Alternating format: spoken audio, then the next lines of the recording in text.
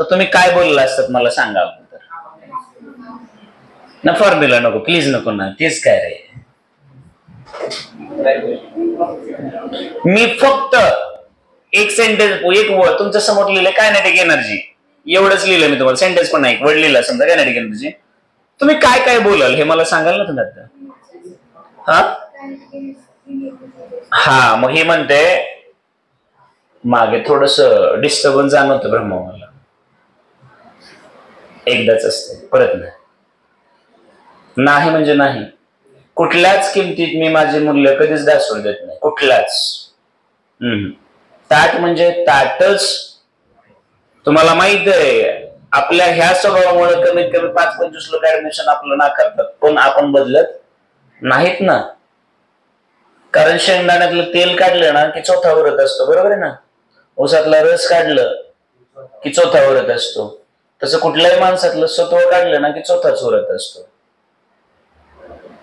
थोड्या वेळापूर्वी म्हणजे तास-2 तासापूर्वी त्याच लातूरच्या मित्राचा फोन आला आणि तो म्हणत होता पूर्ण वर्गामध्ये एकच मुलगा असा होता की त्याने माझी तक्रार केली. म्हटलं समोर 100 मुलं बसलेत, 99 मुलं खुश आहेत, एका मुलाने तक्रार केली की सरांचं लेक्चर कळत नाही.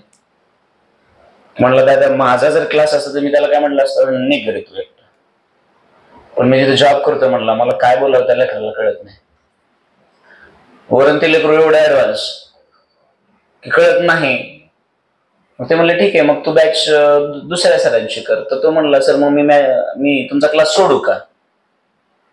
आता हा बिचारा तिथे जॉब करतोय, सोड कसा म्हणेल. लक्षात आलं का. त्याचा स्वतःचा क्लास असतो तो काय म्हणला असता, तूच काय तुझ्या शेजारी 2-4 आहेत त्यांना घेऊन जावं म्हणलं असतं. सिरियसली विषय कुठला होता बाळांनो की मग तो मला काय सांगत होता की इतकी लाचारी झाली ना क्लासेस फील्डमध्ये, तुमच्या ऍडमिशन टिकवण्यासाठी तुम्ही दंगा करा, मस्ती करा, दुर्लक्ष करा, शिक्षकावरती टॉन्टिंग करा, काही करा, ते हसत स्वीकारायला लागले सगळं. इतकी लाचारी झाली. म्हणजे एका कुत्र्याला 10 वेळा हाड हाड हाड हाड जरी म्हणलं ना तर ते तिथंच बसणार. इतका लाचारीचा स्वाभिमान सगळा विकला का काय. आणि त्याच्यामुळे काय होईल, तुमचं नुकसान व्हायला. तुमचं शिक्षकाचं काय होत नाही, ते हो करतात, खांद्यावर हात टाकतात, 2 बसून गोड बोलतात आणि फीस काढून घेतात. पुन्हा म्हणतात कर नाही तर मर, बरोबर आहे की नाही. पण नुकसान शेवटी तुमचंच होतं. ती खूप हुशार लोक असतात, गोड गोड बोलून जी फीस काढतात ना. त्याच्यामुळे मी म्हणालो की काही गोष्टीमध्ये कडकच चांगलं असतं.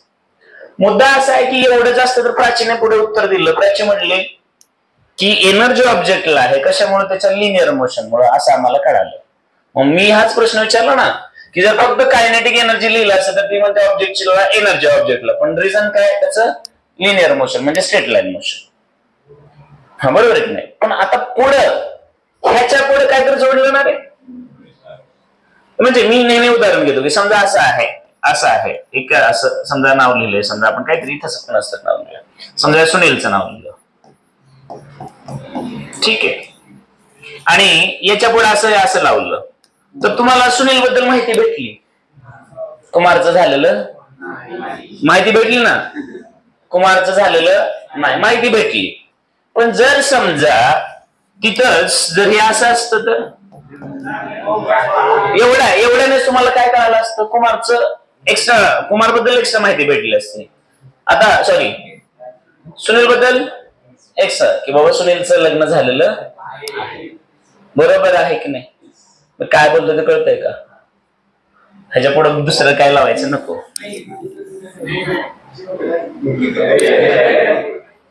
मग मला हे म्हणायचं आहे की आता मी पुढे काय लावलंय, मला असं वाटतं हे माहिती होतं त्याच्या पुढे काय लावलं, तुम्हाला एक्स्ट्रा माहिती मिळायला हवी, बरोबर आहे की नाही. मग तुमच्या लक्षात यायला पाहिजे. बघा आता कसं म्हणताय ते, तुम्ही काय म्हणाल, the energy of an object, बरोबर काय मिळालं. The energy of an object due to, आपण आपल्या भाषेत लिहायचंय कारण आता नोट्स तुम्हाला देणार आहे रीड करायला, तिथे काही वर्ड्स असतील जे जरा पचायला जड जातील, म्हणून तेवढं इंग्लिश नाही आपल्याला, बरोबर आहे ना, तेवढं इंग्लिश नाही आपल्याला. पण जे येतं त्याने काम भागतं का, आणि ते भागत असेल तर भागून घ्या, नसेल तर शिकावं लागेल. The energy of an object due to its मोशन. मी कसं लिहायलो काय मला कळायलं बरं का, तुम्हाला कळते का नाही ते बघा. The energy of an object due to its motion is called as. काय रे बाबा, नाही चुकलंय. रोटेशनचा विषयच नाही, फक्त काय शब्द येईल. हा आता बघा रे बाबा, थांबा थांबा थांबा. हा कॉल्ड एज कायनेटिक. आता मला सांगा की मी एवढं लिहिल्यामुळे तुम्हाला काय कळालं बरं, तर त्या मोशन मुळे असणाऱ्या एनर्जीला काय म्हणतात, कायनेटिक. पण आता मजा अशी आहे की इथं तुमच्या डोक्यावरती लिहिलंय आम्ही मोशन, काय लिहिलंय, पण खाली असं लिहितो ना मी. इथं आम्ही लिहिणार आहोत, तुम्हाला काय कळते ते मला सांगा. आता इथं काय लिहितो ते बघा. इथं लिहिलं लिनियर आणि इथं लिहिलं. हा आता मला सांगा, मी जे डेफिनेशन किंवा जे स्टेटमेंट लिहिलं किंवा सेंटेन्स लिहिलं ते ह्याच्यासाठी लिहिले ना, बरोबर आहे का नाही. मग त्याला जर आणखी खोला जायचं म्हटलं तर याच्यासाठी पण एकदा लिहावं लागेल आणि याच्यासाठी पण एकदा लिहावं लागेल ना. मग आता हे झालं जनरल, ह्याला थोडं स्पेशल करायचं का. मग तुम्ही मला सांगा, मी जर असं म्हटलं तर यालाच थोडस जरा नीट केलं, थांबा जाऊ दे वरती काय अडचण नाही. हा ह्याला थोडस व्यवस्थित लिहिलं, त्याच भाषेमध्ये लिहायचं ठरलं आपलं. मग मी असंच बोललो बघा, दी एनर्जी तिथं म्हटलेलं आहे पजेस्ड बाय द ऑब्जेक्ट, म्हणजे असणं. मग ते कशाला तेवढं, the energy of an object. हा कारण काय रे, ड्यू टू इट्स काय रे बाळांनो, linear motion is non as. आता चालेल ना थोडस, बरं ठीक आहे, इज त्याच भाषेमध्ये इज कॉल्ड ॲज. मी पुढे असं वापरलं चालतं का, लिनियर कायनेटिक एनर्जी. झालं का रे बाबांनो. मग तुम्हाला नाही हे शिकायचं हे शिकायचं, तुम्हाला शिकायचंय. मग आता मी शिकवणार नाही, मला असं वाटतं तुम्हाला सगळंच तुमचं बेसिक माहित आहे, तुम्हाला शिक्षकाची गरजच नाही इथं. मला असं वाटतं मी न शिकवता पण तुम्हाला येत असतं, बरोबर आहे की नाही. कसं येणार सांगा बरं आता तुम्हाला. The energy of an object, पुढे काय रे बाळांनो, ड्यू टू इट्स कसलं मोशन रे, व्हेरी गुड बाळांनो, due to its rotational motion. Motion is called as, very good बाळांनो, रोटेशनल कायनेटिक एनर्जी. आणि मला हे आवडतंय, तुम्हाला माहिती आहे का मजा, इतर ठिकाणी हे सांगून 10 वेळा तुमच्याकडून वधवून घेतील. मी एकदा बी सांगितलं नाही, तुम्ही मला सांगितलंय, तुमच्या डोक्यात बसलं का. रोटेशनल कायनेटिक एनर्जी मी तुम्हाला सांगितलीच, तुम्ही मला सांगितलं की ही रोटेशनल कायनेटिक एनर्जी अशी असणार आहे. का, कारण तुम्हाला माहित आहे की कायनेटिक एनर्जी काय असते आणि कायनेटिक एनर्जीचे प्रकार कशावर अवलंबून असतात, तर त्याच्या मोशनवरती अवलंबून असतात, बरोबर आहे की नाही. तर मला असं वाटतं हे समजलं असेल तुम्हाला. मग आता मुद्दा असा आहे की जर तुम्हाला हे समजलंय तर सगळ्या गावाला माहित आहे की एनर्जी म्हटलं की एनर्जी कसली क्वांटिटी रे बाळांनो, फिजिक्स मध्ये आला म्हणजे कसली क्वांटिटी, जोरात रे बाबांनो. हा व्हेरी गुड, ही कसली क्वांटिटी आहे, फिजिकल. मग फिजिकल आहे म्हणजे त्याचं क्वांटिटेटिव्ह कसलं रे बाळांनो, म्हणजेच संख्यात्मक ना रे. हा क्वांटिटेटिव्ह त्याचं अनालिसिस आपल्याला करावं लागेल ना रे बाळांनो. मग क्वांटिटेटिव्ह अनालिसिस म्हटलं की काय असतं, तर त्याचा फॉर्म्युला, त्याच्या डायमेन्शन, त्याचे युनिट कसं बनतं वगैरे वगैरे असेल ना. मग समजा मी तो फॉर एक्झाम्पल घेतलं लिनियर कायनेटिक एनर्जी, तर तुम्ही काय म्हणता, हाफ त्या ऑब्जेक्ट ज्याच्याकडे एनर्जी आहे त्या ऑब्जेक्टचं मास m आणि त्या ऑब्जेक्टला असणारी वेलॉसिटी म्हणजे v. त्या वेलॉसिटीचा काय असतो, स्क्वेअर. मग हे कसलं अनालिसिस झालं, हा फॉर्म्युला आला ना, म्हणजेच याचं कसलं अनालिसिस चालू आहे, क्वांटिटेटिव्ह, बरोबर आहे ना. ऑब्विसली एनर्जी असल्यामुळे त्याचं काय युनिट असेल मुलांनो, जूल असेल. आता त्याच्या डायमेन्शन जर काढायच्या म्हटलं LMT समजा, तर तुमच्या लक्षात येतं इथंच कळालं असेल मास आहे किलोग्राम, वेलोसिटी मीटर पर सेकंड आणि त्याचा म्हणजेच किलोग्राम मीटर स्क्वेअर पर म्हणजेच लेंथ आहे 2 वेळा, टाइम पण 2दाच आहे पण डिव्हिजन मध्ये असल्यामुळे मायनस मध्ये, आणि सॉरी लेंथ 2 वेळा आहे ना, मीटर आहे हे, आणि किलोग्राम मास असल्यामुळे एकदा. बरोबर आहे. मग मला सांगा हे असलं अनालिसिस आम्ही ऑलरेडी कोणाचं केलेलं आहे, तर या लिनियरचं केलं. कोणाचं केलं रे बाळांनो? हा. मग आज आम्हाला थोडस 10 मिनिटं वेळ कोणाला द्यावा लागणार? रोटेशनला. मग लिनियरचं सोपं होतं, हा दगड आहे हा सरळ रस्त्याने चालला रे म्हणायचं. बरोबर आहे की नाही? त्या दगडात किती कण आहेत आणि कसं आहे काय काही देणं घेणं नसायचं. पण रोटेशनला थोडासा वेळ लागतो आणि म्हणूनच तुम्हाला माहिती आहे तुमचं जसं वय वाढत असतं तसं तुम्हाला हळूहळू सोपं कडून अवघडकडे गेलेलं असतं.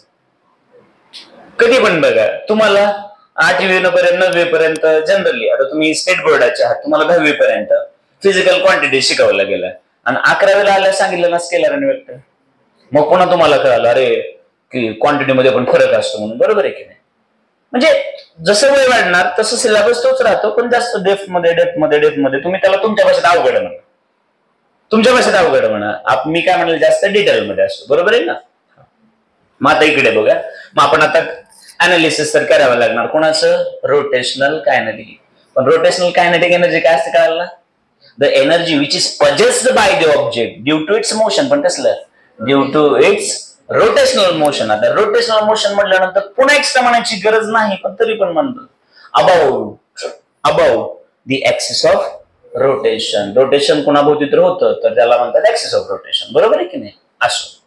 मग आता इथं त्याचं अनालिसिस करायचं म्हटल्यानंतर पहिल्यांदा डोक्यात एकच असतं की आपल्याला अशी काही ना काही काय बनवावी लागणार?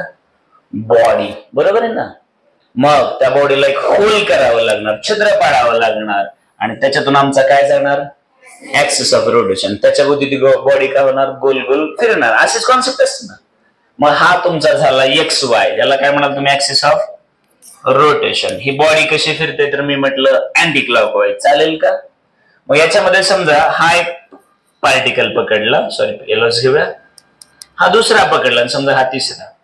असे पार्टिकल n नंबर आहेत. आम्ही किती घ्यायचे? असंच काय करतो कळतं ना. बरोबर आहे की नाही? मी तो एक छोटा रील बघितला होता, बरेच दिवस झाला होता त्याला, आणि रील बघायच्या पण अगोदर आपण हेच उदाहरण सांगायचो. असं काय नाही की ते रील बघितल्यामुळे तुम्हाला उदाहरण सांगतो. समजा हे सगळे गेले पार्टीला, जे नॉनव्हेज खातात ना ते गेले पार्टीला. हा ठीक आहे, कुरकुरे खाणारे इथे बसत ना, आणि गेले चांगले 4-5 घेऊन गेले, 4-5 किलो घेऊन गेले. काय घेऊन गेले ते तुम्ही ठरवा. मग आता 4-5 किलो घेऊन गेले आणि मग चांगले 10-15 जण आहेत पार्टीला, आणि मग त्या बाकीच्यांनी सगळ्यांना कामं सोपवलेली आणि ह्या दोघांना, हे पुढे जे बसले त्या ह्या दोघांना ते शिजवायला लावलं. मग हिने अर्धा तास 1-2 तास मस्तपैकी आपलं काम इमानदारीनं केलं. पुढे सुनील दाला म्हटलं की चल शिजलंय का बघूया. मग 1 पीस 2 पीस 4 पीस असं काढत दोघांनी जवळजवळ संपवून टाकलं. पुन्हा बाकीचे सगळे आले, शिजलं काय? ते म्हणले हा शिजलं होतं. असं नसतं ना होत. तुम्ही त्यांना सांगितलं शिजलंय का बघा, तू काय करणार सुनील? एक काढणार. आपल्याकडे काही लेडीज एवढ्या एक्सपर्ट आहेत, इव्हन काही जेंट्स सुद्धा, तिथे तर खात पण नाहीत, असं तुकडा काढून बघतील ना शिजलंय का. म्हणजे याचा अर्थ एखादी गोष्ट करण्यासाठी सगळंच घ्यावं लागत. मग n नंबर ऑफ इथं पीसचा पीस आहे, तुम्ही 1-2 खाऊन बघणार ना, सगळे खायचे पुन्हा प्रॉब्लेम वेगळा होतो. शिजणार ना तो तर होईलच, पण हे हाणतील ना तुम्हाला, ते बोलायला होतं. तुम्हाला वेगळं वाटलं तो भाग वेगळा आहे. मग आता मला सांगा ह्याचा मास किती आहे रे बाबांनो? हा, याचा मास आणि याचा मास चालेल ना? ठीक आहे. तुमच्या ह्याच्यासाठी काय म्हणतात, आनंदासाठी मी घेतलं m. मग याचं अंतर किती घ्यायचं? r1. तर याचं चालेल ना? मग आता मजा बघा, याची वेलोसिटी किती असणार? याची आणि याची. पण मुद्दा असा आहे की या सगळ्यांमध्ये कॉमन काय असेल? सगळ्यांची कसली वेलोसिटी सेम असते? लिनियर लिनियर अँग्युलर ना. आणि शिकवलं, भरपूर वेळ दिलाय. कारण बरं कसं तर समजा मी म्हटलं याच्यावरती खूप सारे पार्टिकल आहेत, ह्याने एक राऊंड मारला म्हणजे त्याने सगळ्या ह्याच्यावरच्या सगळ्या पार्टिकल एकच राऊंड मारलं ना. प्रत्येकाचं जे लिनियर डिस्प्लेसमेंट आहे ते वेगळं आहे, पण अँग्युलर मध्ये एका राऊंड मध्ये 360 होईल ना. म्हणजे याची ओमेगा तर याची सुद्धा. मग तुमच्या लक्षात आलं असेल की बाबा व्ही इथं मी कशासाठी दाखवलेलं आहे तर लिनियर व्हेलॉसिटीसाठी. मग आता V1 काय असेल रे स्टुडंटनो, तर ती असेल linear velocity of first particle. बरोबर आहे का रे बाळांनो? मग आता मला सांगा एम, स्मॉल एम कशासाठी दाखवला असेल?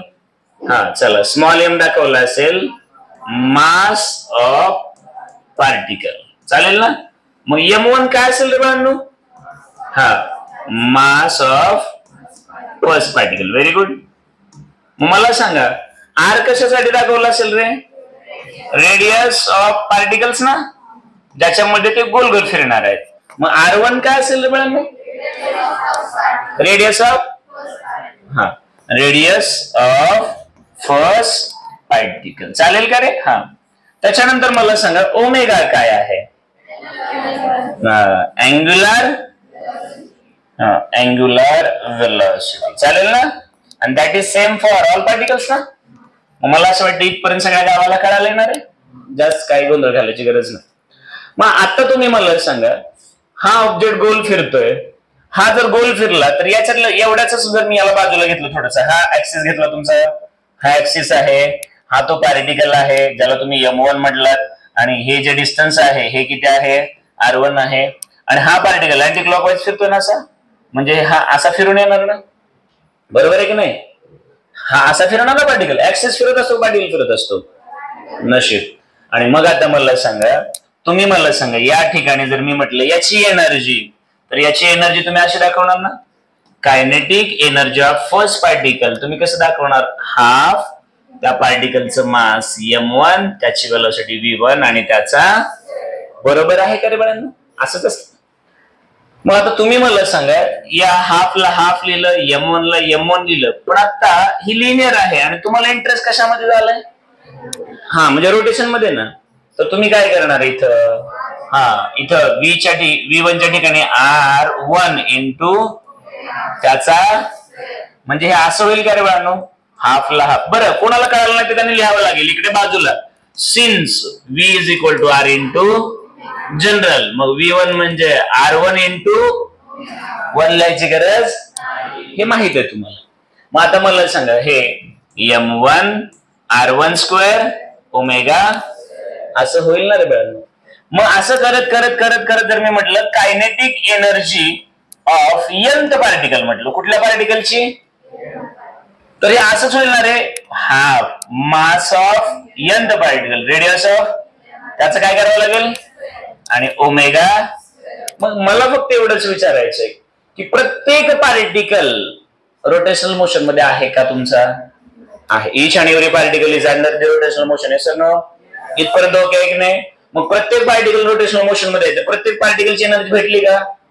मग प्रत्येक पार्टिकलची एनर्जी आहे तुमच्याकडे, तर बॉडीची एनर्जी काढण्यासाठी काय करावं लागेल तुम्हाला? प्रत्येक पार्टिकलची एनर्जी ऍड केली की कुणाची मिळाली? प्रत्येक मुलाचे मार्क्स मी बघितले, आता क्लासचे मार्क्स भेटले. मग माझा क्लास कोणापासून बनलाय? तुमच्यापासून. तुम्ही म्हणजे कोणात माझा? मग तुम्ही मला सांगा, तुम्ही प्रत्येक जण काय बनणार आहे? माझा क्लास बनणार. मग एक्झॅक्टली तुम्ही जर पार्टिकल असाल तर हे सगळे मिळून काय बनणार आहे? एक बॉडी. मग आता मला हेच तुम्हाला समजून सांगायचंय की इथं जर तुम्हाला कळालं असेल तर साधी सोपी गोष्ट आहे. आता बघा रे बाळांनो, आता हे प्रत्येक पार्टिकल या ऍक्सिस भोवती फिरतोय ना, म्हणजे ती एनर्जी कसली आहे? Rotational energy of each and every particle that will form rotational kinetic energy of body. प्रत्येक पार्टिकलची कसली एनर्जी आहे? रोटेशनल. आणि प्रत्येक पार्टिकलची रोटेशनल एनर्जी म्हणून काय बनणार? बॉडीची रोटेशनल ना. आता एक बॉल जर मी तुम्हाला असं फेकला, तर ती पण उदाहरण घेऊया. कुठे गेलं रे? थोड्या वेळापूर्वी एक्झाम. आता मला सांगा ही एक बॉडी आहे, ह्याच्यामध्ये समजा आपण म्हटलं n नंबर ऑफ पार्टिकल आहे. किती पार्टिकल आहे? एन नंबर ऑफ पार्टिकल आहेत, एन नंबर. आता ह्या बॉडीला मी लिनियर देणार आहे. कसली व्हेलॉसिटी देणार आहे? कसली दिली? लिनियर. आता इथून वैष्णवीपर्यंत ऑब्जेक्ट जात असताना तो ऑब्जेक्ट जात होता म्हणजे त्याच्यातले एन नंबर ऑफ पार्टिकल जात होते ना. मग इथून वैष्णवीपर्यंत मी स्ट्रेट बरोबर ज्यावेळेस ऑब्जेक्ट तो फेकला त्याचा अर्थ प्रत्येक पार्टिकल स्ट्रेट मोशन मध्ये गेला होता. प्रत्येक पार्टिकलची लिनियर एनर्जी म्हणजे बॉडीची लिनियर भेटली. आता इथं मात्र बॉडी काय होते? मग त्या बॉडीमध्ये किती पार्टिकल आहेत? एन. प्रत्येक पार्टिकलचं मोशन कसं आहे? रोटेशनल. मग प्रत्येक पार्टिकलची रोटेशनल एनर्जी काढली म्हणजेच कोणाची काढली? आणि आपल्याला कोणाची काढायची होती? हेच मला म्हणायचं. संपलं. एकदम स्ट्रेट फॉरवर्ड आहे. मग आता मला सांगा, असं जर म्हटलं देअरफॉर कायनेटिक एनर्जी, पण तुम्हीच कसली म्हटलात? Rotational kinetic energy of the body is equal to, तुमच्या लक्षात आलं असेल मी म्हणेल कायनेटिक एनर्जी, पण कसली का तुम्हाला घ्यायचे?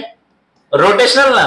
पण आता एवढं डिटेल मध्ये कशाला लिहित बसू दे. रोटेशनल कायनेटिक एनर्जी घेत असताना तुमच्या लक्षात येईल की kinetic energy of first body plus kinetic energy second plus kinetic energy of third particle plus kinetic energy of fourth plus dash dash dash dash dash dash kinetic energy of nth particle. पण कसली? Rotational. लक्षात राहिलं ना आता. मग मला सांगा आता पहिल्या पार्टिकलची कशी आहे रे? Half m1 r1 square omega plus हा पुढे half m2 r2 square omega square plus dash dash dash dash dash plus half mn rn square omega. सगळे कण शोधायला चालू केले का? प्रत्येक लेकराकडे आलो का? प्रत्येक लेकरू म्हणजे कोण आहे? पार्टिकल. तर काय बनेल? बॉडी. समजतंय का? बॉडीचा अर्थ कळतो का? कुठलीही बॉडी कोणापासून बनते? कणांपासून. शिकलो ना आपण. मग आता मला सांगा, तुमच्या डोक्यात एकच असेल ना की असलं करायचं नाही, आपल्याला सोपं करायचं आहे. मग याच्यातलं काही ना काही कॉमन काढावं लागेल ना. बरोबर आहे ना. मग तुम्ही काय करायला? हाफला हाफ ओमेगा स्क्वेअरला. मग तुमच्या ब्रॅकेट मध्ये हेच उरेल m1 r1 plus m2 r2 plus dash dash dash dash mn rn. समजलं असेल सगळ्यांना. आता मुद्दा एकच आहे. मला माहित नाही तर तुम्हाला काय कळतंय ते, पण ह्याला काय म्हणतात तुम्हाला चांगलं माहित आहे. प्रत्येक पार्टिकलचं मास आणि त्याचं परपेंडिक्युलर डिस्टन्स त्याचा आणि त्या सगळ्यांची बेरीज सम त्यांचा. हा विरोध आहे पहिल्या पार्टिकलचा. हा कोणाचा? दुसऱ्या पार्टिकलचा. हा कोणाचा? तिसऱ्याचा. हा कोणाचा? हा यंतचा. सगळ्यांचा अपोज ना. पण तो अपोज लिनियर मोशनला व्हायला का रोटेशनलला? मग त्यालाच तुम्ही म्हणणार ना oppose to rotational motion. That means rotational inertia. That means moment of. मग याच्या ठिकाणी आय मोठा लिहिला तर चालेल का?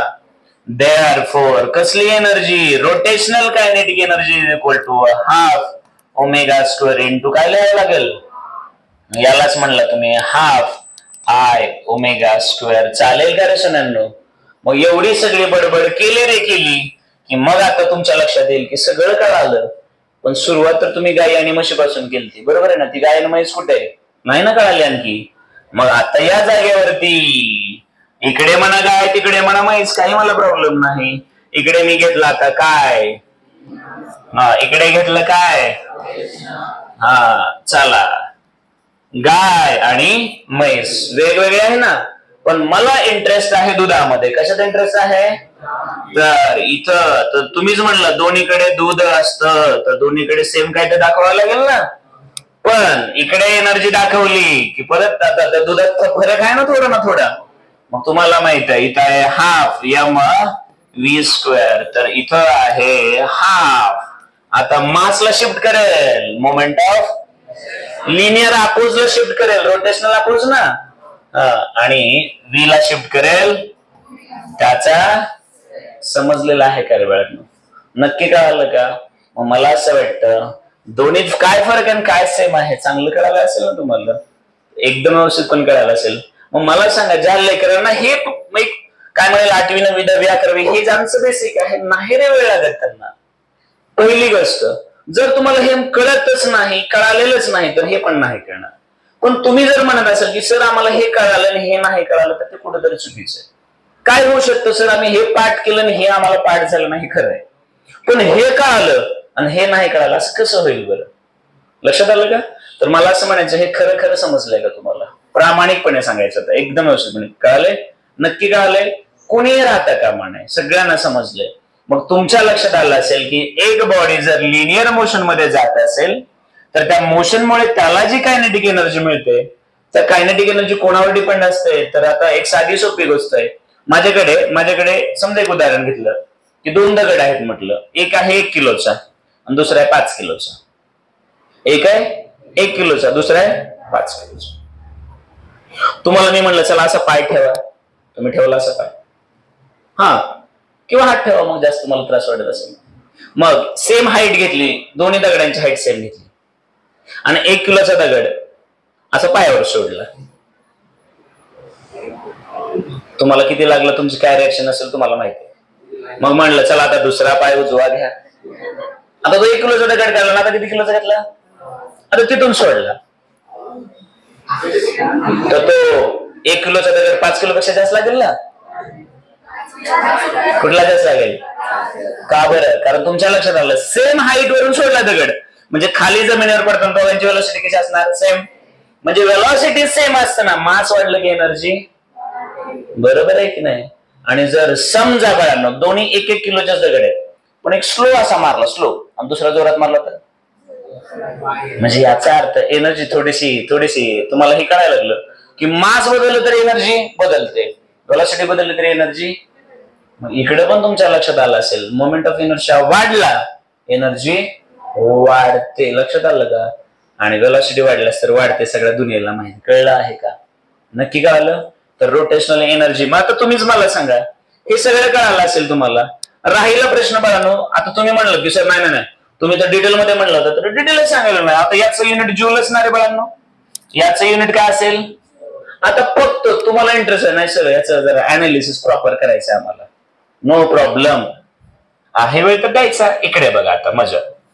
आता इकडे ह्याचं आम्हाला माहित आहे, याचं युनिट कळतं आम्हाला, याचं मास किलोग्राम मीटर पर सेकंड, स्क्वेअर आणि स्क्वेअर ना रे. चला इकडे येऊया. आता मला सांगा मोमेंट ऑफ इनर्शिया आठवतं तुम्हाला? मग हे असं असतं ना, mr स्क्वेअर असतं ना, म्हणजे ह्याचं युनिट कसं असतं? किलोग्राम इंटू मीटर स्क्वेअर, बरोबर आहे ना? हे कुणाचं झालं? मोमेंट ऑफ इनर्शियाचं. केलं ना आपण?